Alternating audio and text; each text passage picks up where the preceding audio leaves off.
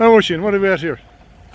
Today, in January 19, but at the moment we're clearing away the riverbank here, and what we're actually doing is we found the foundations of the original path which used to lead up to the walled gardens. From where?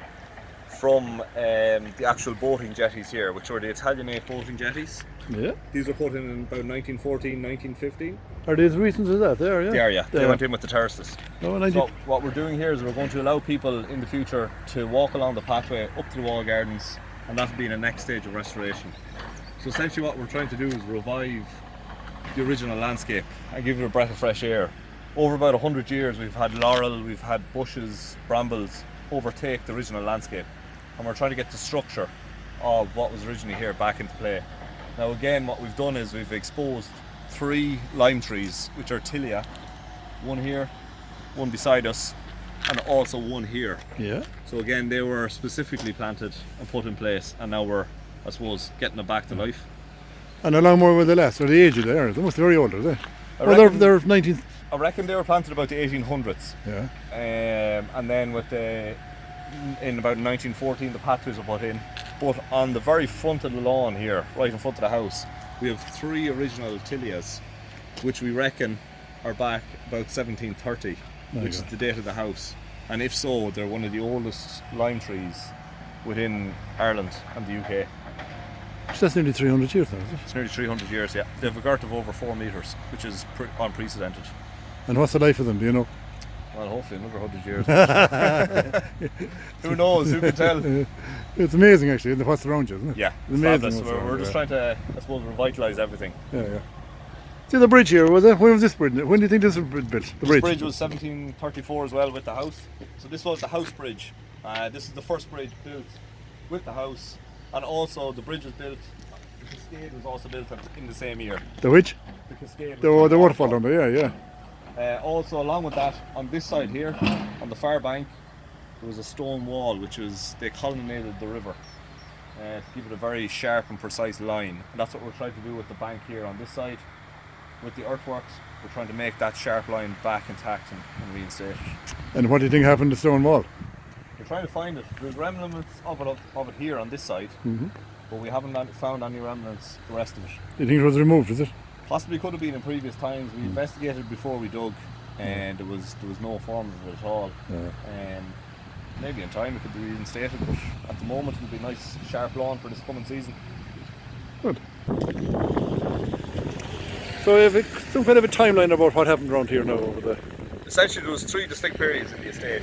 Yeah. It was 1734 when the house and bridge was built, the 1800s when the lake was weird and the causeway was put in and it was dammed to form the artificial lake.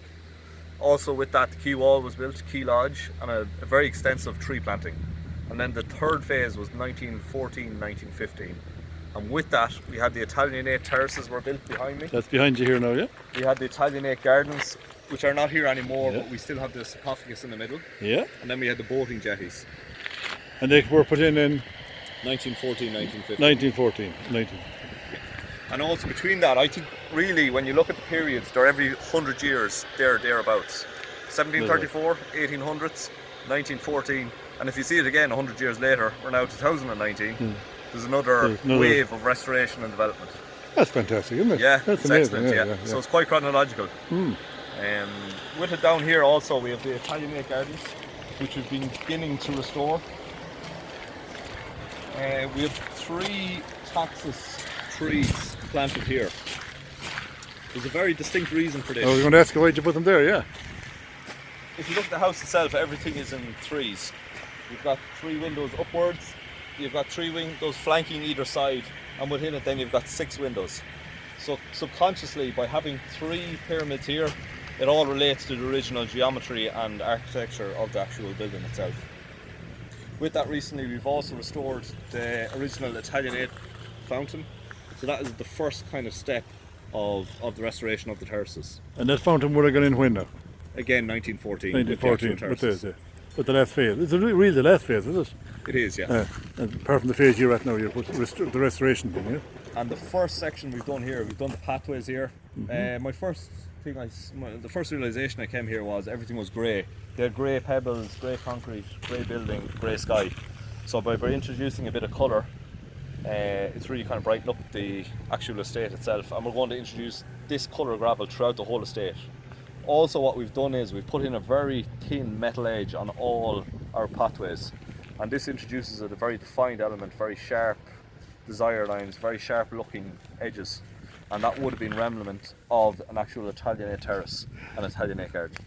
Because when I was looking at that going in, I said that was for tidiness and to keep A lot back of the people stones thought and they all were that. Yeah. Train We tracks. were wondering was there a used raincoat in here, but no, not yet.